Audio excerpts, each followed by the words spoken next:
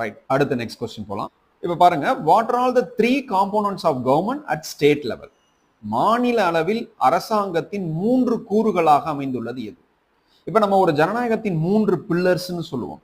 அதே மாதிரி ஒரு ஸ்டேட் கவர்மெண்ட் லெவல்ல 3 காம்போனன்ட் இருக்குன்னு சொல்றாங்க.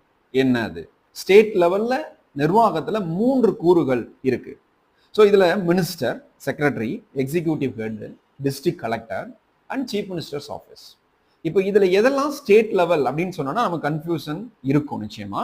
ஸோ நம்ம மினிஸ்டர் ஸ்டேட் லெவல் தான், செக்ரட்டரி ஸ்டேட் லெவல் தான், அது யார்? எக்ஸிக்யூட்டிவ் ஹெட், டிஸ்ட்ரிக்ட் கலெக்டர் மாவட்ட லெவலில், சீஃப் மினிஸ்டர்ஸ் ஆஃபீஸ் ஸ்டேட் லெவல்ல நினைப்போம். ஆனால் நமக்கு இங்க ஆன்சர் என்ன அப்படின்னு சொன்னோம்னா, இந்த முதல்ல இருக்கக்கூடிய 3 தான். அதாவது அமைச்சர், செயலாளர், நிர்வாக தலைவர். இப்ப அமைச்சர் அப்படிங்கிறவங்க ஒரு துறைக்கு பொலிட்டிக்கலா தலைவராக இருப்பாங்க மாநில அளவுல. வேளாண்மை துறைனா வேளாண்மை துறை அமைச்சர்